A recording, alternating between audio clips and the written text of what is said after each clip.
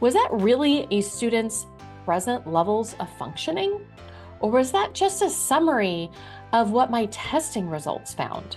Who was supposed to understand that information and use it in some sort of fashion?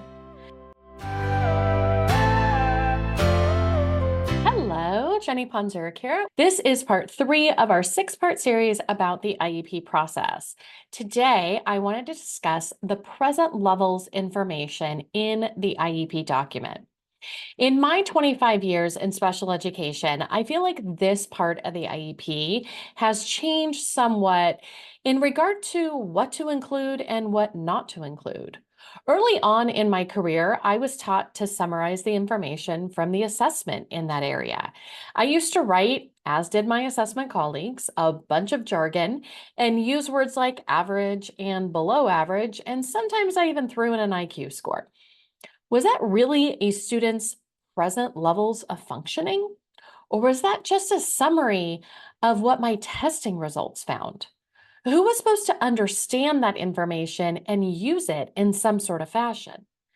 Today, when we talk about that same part of the IEP document, we are often really emphasizing present levels. Being below average for reading decoding skills on the Woodcock-Johnson, the Wyatt, or the KTA is not a present level. Being able to read 35 out of 100 high-frequency words and having the ability to read CVC words with 50% accuracy, now that sounds like a present level. And guess what? That can be used as a baseline for a goal if needed. Here is what I see and hear with many teams. I cannot get that information from the standardized testing. And guess what? They're correct. I remind assessors that their obligation when the academic area, in this example, is marked on an assessment plan. Our obligation is not just to give a standardized test and report the scores, but to actually gather information about the student's academic functioning. The standardized test is just one component. And if that single data source shows a possible area of need for a student, then we will likely need to gather more information to really determine exactly where that student is today. How else can we determine what our goal a year from now is when we don't know where they are at today? So let's talk again about this question: should we include test scores in the present levels?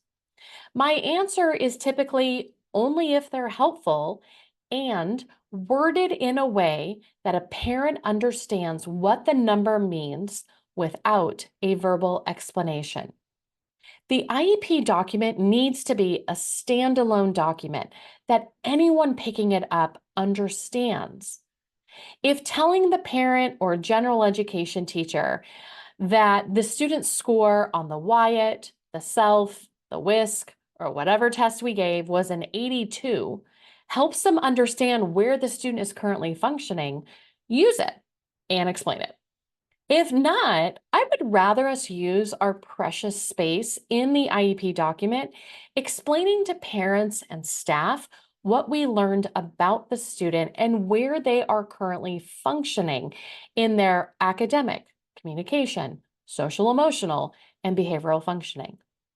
Telling me the score on the BASC in atypicality was a 75 means very little to most people.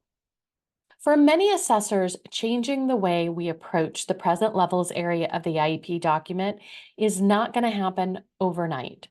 So let's determine where our baseline is, how we are currently writing our present levels, and let's set some goals for ourselves to improve the way that we write that information. Check out my handout that has a number of questions you and your teams can use to examine how helpful the present levels part of IEP document is. See you soon in part 4 of this series. That concludes another episode of the Prepared School Psych podcast. And I hope today's discussion equipped you not just with knowledge, but also the confidence to take action. Remember, every conversation we have and every resource we share builds a bridge towards a more inclusive and empowering learning landscape for our students. If you enjoyed this episode, be sure to subscribe to the podcast for more insightful conversations and resources to support your journey. Share this podcast with colleagues. We would love it if you would also rate and review the podcast. Thank you for tuning in.